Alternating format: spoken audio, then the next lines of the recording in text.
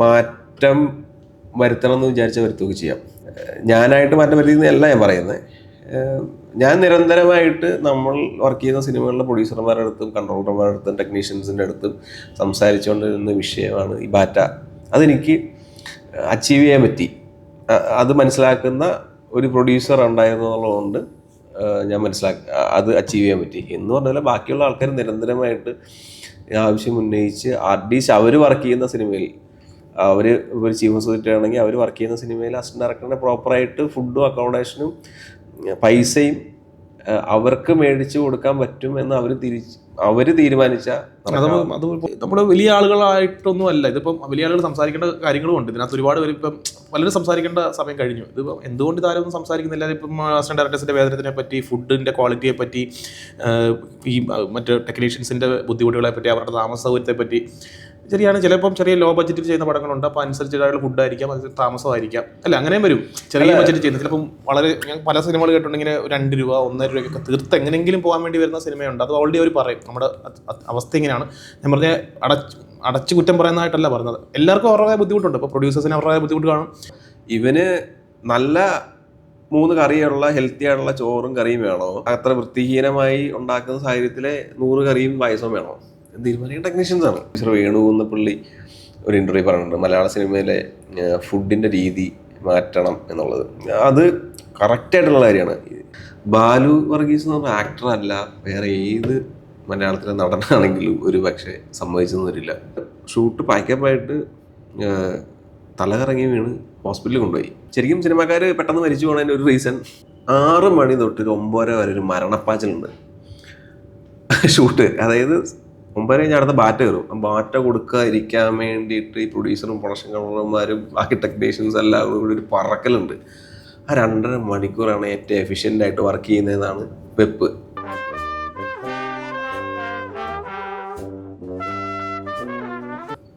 ഇവിടുത്തെ വേറൊരു ടൈമിങ്ങിൻ്റെ ഒരു വലിയ പ്രശ്നമുണ്ട്. അതായത് നമ്മൾ 6 മണി തൊട്ട് 9 വരെ എന്ന കണക്കുണ്ട്. 6 മണി തൊട്ട് 9 വരെ ഒരു മരണപ്പാച്ചിലുണ്ട് ഷൂട്ട്. അതായത് 9 കഴിഞ്ഞ് അടുത്ത ബാറ്റ കയറും. ബാറ്റ കൊടുക്കാതിരിക്കാൻ വേണ്ടിയിട്ട് ഈ പ്രൊഡ്യൂസറും പ്രൊഡക്ഷൻ കൺട്രോളർമാരും ബാക്കി ടെക്നീഷ്യൻസ് എല്ലാം കൂടി ഒരു പറക്കലുണ്ട്. ആ 2.5 മണിക്കൂറാണ് ഏറ്റവും എഫിഷ്യൻ്റ് ആയിട്ട് വർക്ക് ചെയ്യുന്നതെന്നാണ് വെപ്പ്. പക്ഷെ ആ 2.5 മണിക്കൂർ ഭയങ്കര വേസ്റ്റാണ്. 6 മണി തൊട്ട് ഉണ്ടാകുന്ന ഒരു മോട്ടപ്പാച്ചിലുണ്ട്. അത് ഭയങ്കര വേസ്റ്റാണ് ശരിക്കും പറയാം. പ്രോപ്പറായിട്ട് ഷൂട്ട് ചെയ്താൽ രാവിലെ 6 തൊട്ട് വൈകുന്നേരം 6 മണി 6:30 വരെ ഷൂട്ട് ചെയ്താൽ ക്ലീൻ ആയിട്ട് തീരും. പ്രോപ്പർ പ്ലാൻ ചെയ്ത് ഡേയിൽ ചെയ്യുന്ന സാധനം ഡേ ചെയ്യുക. ഇപ്പം നൈറ്റിനാണെങ്കിൽ നൈറ്റ് ചെയ്യുക. ഇങ്ങനെ ഡിവൈഡ് ചെയ്യുന്നത് ഇത് പകുതി. അതായത് ഒരു 7 മണിക്ക് ശേഷം ലൈറ്റ് പോയതിനു ശേഷം ഒരു 9 വരെ കുറച്ച് തീർക്കുക. അടുത്ത ദിവസം അതായത് ഇത് എന്ന് സ്വന്തം പുണ്യാളെന്ന് പറഞ്ഞ സിനിമയിൽ കണ്ടിന്യൂസ് ആയിട്ട് 38 മണിക്കൂർ ഷൂട്ട് ചെയ്ത അനുഭവമുണ്ട്. കണ്ടിന്യൂസ് ആയിട്ട് പള്ളി സെറ്റ് ആയിട്ടാണ്. ആ പള്ളി ഇട്ട ഒരു ബംഗ്ലോയാണ്, ബ്രിട്ടീഷ് ബംഗ്ലോയാണ്. അവിടുന്ന് ഇറങ്ങി കൊടുക്കേണ്ട സമയമായി. ഷൂട്ട് ചെയ്തിട്ട് ഡേറ്റ് കൂടി പോയതുകൊണ്ട് അവിടുന്ന് കട്ടാൻ ആയിട്ട് പറഞ്ഞു ഇറങ്ങി പോകണമെന്ന് പറഞ്ഞിട്ട് കണ്ടിന്യൂസ് ഷൂട്ട് ചെയ്യണം. ക്രൗഡും ഇതെല്ലാം നൈറ്റ് ഷൂട്ടാണ്. ബാലു വർഗീസ് എന്ന് പറഞ്ഞ ആക്ടർ അല്ല, വേറെ ഏത് മലയാളത്തിലെ നടനാണെങ്കിലും ഒരു പക്ഷേ സമ്മതിച്ചെന്ന് വരില്ല. തണുപ്പ് കുട്ടിക്കാത്താണ് ഷൂട്ട്. തണുപ്പ്, കാറ്റ്, നൈറ്റ്, ഹെവി കോംബോ ആയിരുന്നു. പക്ഷെ അവസാനം അതിലൊരു അസിസ്റ്റന്റ് ഡയറക്ടർ ഷൂട്ട് പാക്കപ്പായിട്ട് തലകറങ്ങി വീണ് ഹോസ്പിറ്റലിൽ കൊണ്ടുപോയി. ട്രിപ്പൊക്കെ കയറ്റി അത് കഴിഞ്ഞിട്ടാണ് അവിടെ നിന്ന് ഇറങ്ങി പോരുന്നത്. ഭക്ഷണം കഴിക്കുന്നില്ല, വെള്ളം കുടിക്കുന്നില്ല, ഒന്നുമില്ല. ഈ നമ്മുടെ ഫുഡ് വരുന്ന പാത്രം കൊണ്ടല്ല, അതിൽ പണ്ട് ഭയങ്കര ഫേമസ് ആയിട്ടുള്ള ഒരു നീരജ് മാധവന്റെ ഒരു ചായ കൊടുത്തു പറഞ്ഞിട്ട് ലൈറ്റ് ബോയ് തൊട്ട് ഇങ്ങനെ മേലോട്ട് കൊണ്ടിട്ട് വരുമ്പോഴത്തേക്ക് ഈ ഫുഡിന്റെ അളവ് വ്യത്യാസം, അല്ലെങ്കിൽ അതിനകത്തെ ക്വാണ്ടിറ്റി അല്ലെങ്കിൽ ക്വാളിറ്റിയിലൊക്കെ വ്യത്യാസം. ഇത് പണ്ട് കുറെ പ്രകടമായ മാറ്റം ഉണ്ടായിരുന്നു. പക്ഷെ ഇപ്പോഴത്തെ മാറ്റത്തേക്കാൾ കൂടുതൽ ഇപ്പോഴത്തെ പ്രശ്നം പ്രൊഡ്യൂസർ വേണുകുന്നപ്പള്ളി ഒരു ഇന്റർവ്യൂ പറഞ്ഞിട്ടുണ്ട്, മലയാള സിനിമയിലെ ഫുഡിന്റെ രീതി മാറ്റണം എന്നുള്ളത്. അത് കറക്റ്റായിട്ടുള്ള കാര്യമാണ്. ഏറ്റവും കൂടുതൽ ഫുഡ് വേസ്റ്റ് ചെയ്യുന്ന ഒരു വർക്ക് സ്പേസ് എന്ന് പറയുന്നത് സിനിമയാണല്ലേ. 3-4 ഐറ്റം ബ്രേക്ക്ഫാസ്റ്റ് ഉണ്ടാവും, കറികളുണ്ടാവും. ഉച്ചയ്ക്ക് ഇതേപോലെ തന്നെ 2-3 തരം മീൻസ് കറികൾ നോൺ വെജ് തന്നെ 2-3 ഉണ്ടാവും. വെജിറ്റേറിയൻ ഇതൊക്കെ ആന കഴിക്കണേ. രണ്ടാമത് നൈറ്റിൽ ഇത് ചിക്കൻ ഫ്രൈ ഇതെല്ലാം ഉണ്ടാവും. ഓക്കെ, അത് നൈറ്റ് കഴിക്കുമായിരിക്കും. പ്രോപ്പറായിട്ടാണോ ഇത് കുക്ക് ചെയ്യുന്നത്, അല്ലെങ്കിൽ ഇതിൻ്റെ മെസ്സിൽ പോയിട്ട് ഈ പറയുന്ന സംഘടനയിലെ ആളുകൾ നോക്കുന്നുണ്ടോ, ഇത് പ്രോപ്പറായിട്ടാണോ ഇത് ടെക്നീഷ്യൻസിന് കൊടുക്കുന്നത്, അല്ലെങ്കിൽ പഴകിയ മാംസമാണോ, പഴകിയ ഫുഡാണോ, ഈ കാര്യങ്ങളൊന്നും ചെക്ക് ചെയ്യുന്നില്ല എന്നാണ് എൻ്റെ അറിവ്. അപ്പം ഫുഡിൻ്റെ തരംതിരിവിനേക്കാൾ കൂടുതൽ ശ്രദ്ധിക്കേണ്ടത് ശരിക്കും സിനിമാക്കാർ പെട്ടെന്ന് മരിച്ചു പോകുന്നതിൻ്റെ ഒരു റീസൺ ഈ അൺഹെൽത്തി ആയിട്ടുള്ള ഫുഡ്. ഉറപ്പായിട്ടും അതെ. അതായത് ഇവൻ 12 മണിക്ക് വന്നിട്ടാണ് ഈ ചിക്കൻ ഫ്രൈ കഴിക്കണത്. ഈ പ്രൊഡക്ഷൻ ഇത് ഫുഡുണ്ട്, ഇത് ആരെ ശരിക്കും ഇത് കൃത്യമായി വൃത്തിയുള്ള സ്ഥലങ്ങളിൽ സെറ്റ് ചെയ്ത് കൊടുക്കേണ്ടതും കൃത്യമായി ചെക്ക് ചെയ്യേണ്ടതും ഇത് അല്ല കഴിക്കുന്ന ഭക്ഷണമല്ല, ഇത് അറിയുന്നില്ല. ഇത് സത്യമായിട്ടുള്ള ഇവിടുത്തെ ഒരു ഭൂരിപക്ഷം മെസ്സുകളും പോയി കണ്ടു കഴിഞ്ഞാൽ പക്ഷെ വളരെ ഭംഗിയായിട്ടുള്ള ഫുഡാണ് നമുക്ക് ടേബിളിൽ വരുന്നത്. അതൊക്കെ ആയിരിക്കും ഭംഗിയായിട്ടുള്ള സാധനങ്ങൾ എത്തുന്നുണ്ടാവും. പക്ഷെ ഇവരെ ഒരു മെസ്സിൽ നിന്ന് 10-12 സിനിമകൾക്ക് വേണ്ടിയുള്ള ഫുഡ് ഇങ്ങനെ മാസീവായിട്ടാണ് ഉണ്ടാക്കുന്നത്, അല്ലെങ്കിൽ ബൾക്കായിട്ട് ഉണ്ടാക്കുന്നത്. ഈ ഇവിടെ ഇതിനകത്ത് ബംഗാളികളുണ്ടോ? അറിയില്ല, കാണുമായിരിക്കും. ഹോട്ടലൊക്കെ വർക്ക് ചെയ്യുന്ന പോലെ കാണുമായിരിക്കും. ഈ മലയാളികൾ ഇല്ലല്ലോ ഇപ്പൊ ഇവിടെ കിച്ചണിലോ. ഈ ആർട്ടിസ്റ്റിന് ഇത് തന്നെയാണ് കൊടുക്കുന്നത് ഫുഡ്? ആർട്ടിസ്റ്റ് കഴിക്കാറുണ്ട്, ഇതിൽ നിന്ന് കഴിക്കാറുണ്ട്. അവർ കൂടുതലും പുറത്തുനിന്ന്, എനിക്ക് അവർക്ക് അറിയാവുന്നതുകൊണ്ടാണ് കൂടുതലും പുറത്തുനിന്നുള്ള ഫുഡ് അറിയാവുന്നതുകൊണ്ടല്ല, അവർ ചിലപ്പോൾ ഡയറ്റൊക്കെ നോക്കിയിട്ട് കഴിക്കുന്നുണ്ടാവും. പക്ഷെ ഈ ശരിക്കും രുചിയോടെ കഴിക്കുന്നതെല്ലാം ഇതിനകത്തും ചെറിയ പ്രശ്നങ്ങളുണ്ട്. അത് ഇത് ടെക്നീഷ്യൻസ് ഒക്കെ കഴിക്കുന്നത്, ടെക്നീഷ്യൻസ് കഴിക്കുന്നത് 90% അൺഹെൽത്തി ഫുഡ് തന്നെയാണ്. അത് ഒന്നാമത് പ്രോപ്പറായിട്ട് സമയത്ത് കഴിക്കാൻ പറ്റുന്നില്ല. ഈ ഓയിലൊക്കെ റീയൂസ് ചെയ്യുന്ന ഓയിലും ഉറപ്പായിട്ട്, കാരണം ഇത് ലാഭം ഉണ്ടാക്കാന്നില്ല മാക്സിമം നോക്കത്തുള്ളവർ. ഇത് ഈ 40 ദിവസം ഷൂട്ടുണ്ട്, ഈ 40 ദിവസം യുദ്ധക്കളായിരിക്കും.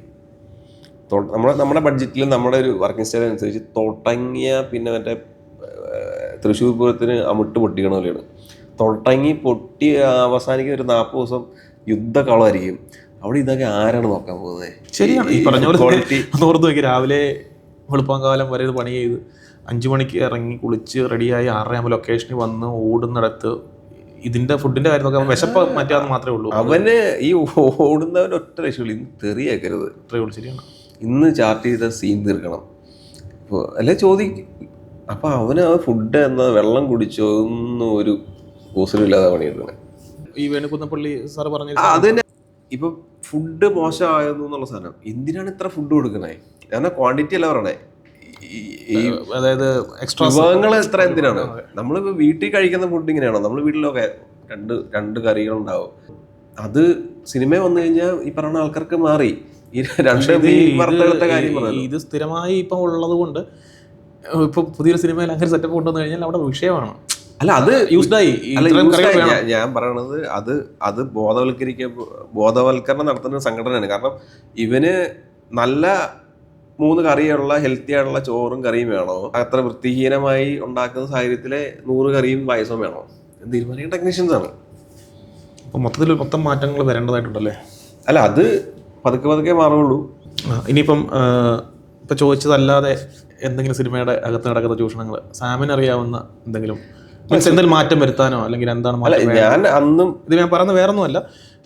നമ്മൾ വലിയ ആളുകളായിട്ടൊന്നും അല്ല, ഇതിപ്പം വലിയ ആളുകൾ സംസാരിക്കേണ്ട കാര്യങ്ങളും ഉണ്ട് ഇതിനകത്ത്. ഒരുപാട് പേര് ഇപ്പം പലരും സംസാരിക്കേണ്ട സമയം കഴിഞ്ഞു. ഇതിപ്പം എന്തുകൊണ്ട് ഇതാരൊന്നും സംസാരിക്കുന്നില്ല? ഇപ്പം അസിസ്റ്റന്റ് ഡയറക്ടേഴ്സിന്റെ വേതനത്തിനെ പറ്റി, ഫുഡിന്റെ ക്വാളിറ്റിയെ പറ്റി, ഈ മറ്റ് ടെക്നീഷ്യൻസിന്റെ ബുദ്ധിമുട്ടുകളെ പറ്റി, അവരുടെ താമസ സൗകര്യത്തെ പറ്റി.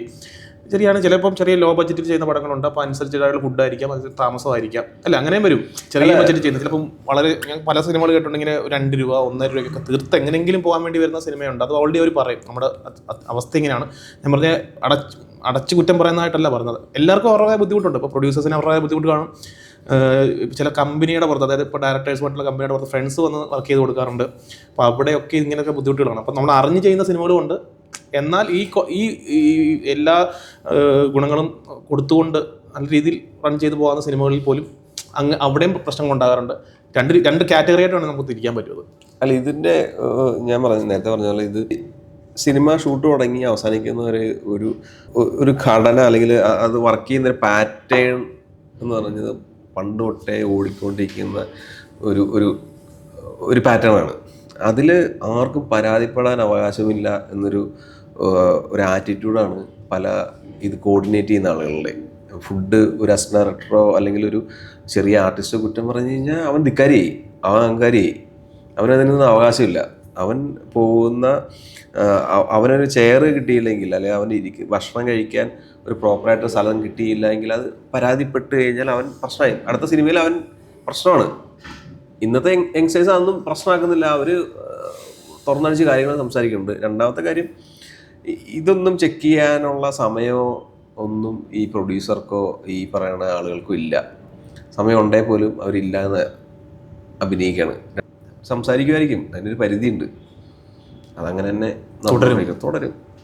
പിന്നെ പ്രത്യേകിച്ച് മാറ്റം ഉണ്ടാവുമായിരിക്കാം പ്രതീക്ഷിക്കല്ലേ? മാറ്റം ഉണ്ടാകേണ്ട, ഞാൻ പറഞ്ഞു ഇപ്പോൾ ഫുഡിൻ്റെ ഉദാഹരണം പറയാം. ഫുഡിൻ്റെ കാര്യത്തിൽ അല്ലെങ്കിൽ ഈ വർക്കിംഗ്, ഞാൻ അസിസ്റ്റൻ്റായിട്ട് കാലം തൊട്ട് ഞാൻ ആഗ്രഹിക്കുന്ന ഒരു സാധനം ഈ വർക്ക് ടൈമിൻ്റെ കാര്യമാണ്. പണിയെടുക്കാൻ മടിയുള്ളതുകൊണ്ടല്ല, ക്വാളിറ്റി ടൈം ഉണ്ടല്ലോ. വർക്ക് ചെയ്യുന്നത് ക്വാളിറ്റി ആയിട്ട് വർക്ക് ചെയ്യണ്ടേ. അപ്പോൾ ആ ടൈമിങ് ഒന്ന് കുറച്ച് തലയിൽ ഒന്ന് ചിന്തിച്ചാൽ കിട്ടുന്ന ടൈമിങ് പ്രോപ്പറായി കഴിഞ്ഞാൽ തന്നെ സിനിമയുടെ ക്വാളിറ്റി തന്നെ ഗംഭീര. ഒരിക്കലും പണം നഷ്ടമാവില്ല, പണം ലാഭമാവുള്ളൂ എന്നാണ് എൻ്റെ അനുഭവം. ഓക്കെ, ഇനി എന്തെങ്കിലും സിനിമയിലെ സ്വന്തമായി എന്തെങ്കിലും പറയാനുണ്ടോ? എന്തെങ്കിലും പറഞ്ഞ് നമുക്ക് ഇല്ല, ഇതിപ്പം പണ്ടത്തെ പോലെയല്ല. ഇതിപ്പം മാറ്റം വരുത്തണം എന്ന് വിചാരിച്ചാൽ വരുത്തുകയൊക്കെ ചെയ്യാം. ഇപ്പം ഞാനായിട്ട് മാറ്റം വരുത്തുന്നതല്ല ഞാൻ പറയുന്നത്. ഞാൻ നിരന്തരമായിട്ട് നമ്മൾ വർക്ക് ചെയ്യുന്ന സിനിമകളിലെ പ്രൊഡ്യൂസർമാരുടെ അടുത്തും കൺട്രോളർമാരുടെ അടുത്തും ടെക്നീഷ്യൻസിൻ്റെ അടുത്തും സംസാരിച്ചുകൊണ്ടിരുന്ന വിഷയമാണ് ഈ ബാറ്റ. അതെനിക്ക് അച്ചീവ് ചെയ്യാൻ പറ്റി. അത് മനസ്സിലാക്കുന്ന ഒരു പ്രൊഡ്യൂസർ ഉണ്ടായിരുന്നതുകൊണ്ട് ഞാൻ അത് അച്ചീവ് ചെയ്യാൻ പറ്റി. എന്ന് പറഞ്ഞാൽ ബാക്കിയുള്ള ആൾക്കാർ നിരന്തരമായിട്ട് ആവശ്യം ഉന്നയിച്ച് അറ്റ്ലീസ്റ്റ് അവർ വർക്ക് ചെയ്യുന്ന സിനിമയിൽ, അവർ ഒരു ചീഫ് എക്സിക്യൂട്ടീവ് ആണെങ്കിൽ അവർ വർക്ക് ചെയ്യുന്ന സിനിമയിൽ അസിസ്റ്റന്റ് ഡയറക്ടറിനെ പ്രോപ്പറായിട്ട് ഫുഡും അക്കോമഡേഷനും പൈസയും അവർക്ക് മേടിച്ചു കൊടുക്കാൻ പറ്റും എന്ന് അവർ തീരുമാനിച്ചാൽ നടക്കാവുന്ന കാര്യം.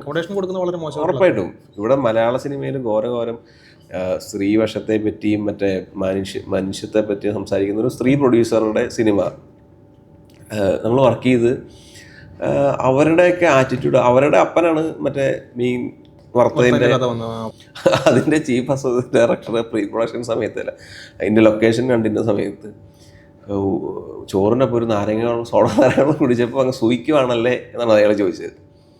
തമാശ രീതി ചോദിച്ചായില്ലേ? അറിയത്തില്ല, പക്ഷെ അയാളെ തമാശ പറഞ്ഞായിട്ട് എനിക്ക് തോന്നിയിട്ടില്ല. അത് കുടിക്കേണ്ട അവസ്ഥ വന്നു അതോ? അവസാനം അയാൾ കുടിച്ചു, എന്ത് ചെയ്യാനാ, മേടിച്ചു പോയില്ലേ. ഇവിടുത്തെ മനുഷ്യത്വത്തെ പറ്റിയും അല്ലെങ്കിൽ ഇവിടുത്തെ ബാക്കിയുള്ള സിനിമാക്കാരൊക്കെ പറ്റിയും കുറ്റം പറയുന്ന ഒരു സ്ത്രീ പ്രൊഡ്യൂസറുടെ സിനിമ ഞാൻ വർക്ക് ചെയ്തപ്പം ഞാൻ ഏകദേശം ഒരു 55 ദിവസത്തോളം സിനിമ ഷൂട്ടുണ്ട്. അത് 22 ദിവസം ഞാൻ വർക്ക് ചെയ്തിട്ടുണ്ട്. അതായത് എന്ന് സ്വന്തം പുണ്യാളുടെ പ്രീ പ്രൊഡക്ഷൻ നടക്കണേ അന്നേരത്തെ എൻ്റെ സിനിമ തുടങ്ങി. ആ ഒരു ധാരണയിലാണ് ഞാൻ അവിടെ പോകുന്നത്. ഞാൻ ഇടയ്ക്ക് വെച്ച് പോകും എന്ന് പറഞ്ഞിട്ട് തന്നെയാണ് പോകുന്നത്. എൻ്റെ ചീഫ് എൻ്റെ ഒരു സുഹൃത്തായിരുന്നു. സഹായിക്കുക എന്നുള്ളൊരു മൈൻഡിൽ തന്നെയാണ് പോകുന്നത്. എൻ്റെ കൂടെ ഉണ്ടായിരുന്ന അസോസിയേറ്റിന് 2 അസിസ്റ്റൻസിന് ഞാൻ അവിടെ എൻ്റെ കെയർ ഓഫിൽ അവിടെ എത്തിച്ചിട്ടുണ്ട്. എന്ന് സ്വന്തം പുണ്യാളൻ കുട്ടിക്കാലത്ത് ഷൂട്ട് നടക്കുമ്പോൾ അവിടുന്ന് ഒരു ദിവസം ലീവ് എടുത്ത് ഞാൻ ബൈക്ക് ഓടിച്ച് നെടുമ്പാശ്ശേരി എയർപോർട്ടിൽ ഒന്ന് ഷൂട്ട് ചെയ്തിട്ടുണ്ട്, ക്രൗഡ് ഷൂട്ട് ചെയ്യാൻ വേണ്ടിയിട്ട്. അതൊക്കെ നമ്മൾ ആത്മാർത്ഥത കൊണ്ടും നമ്മുടെ സുഹൃത്താണ് ചീഫ് എന്നുള്ളതുകൊണ്ടും ചെയ്തു കൊടുക്കണതാണ്.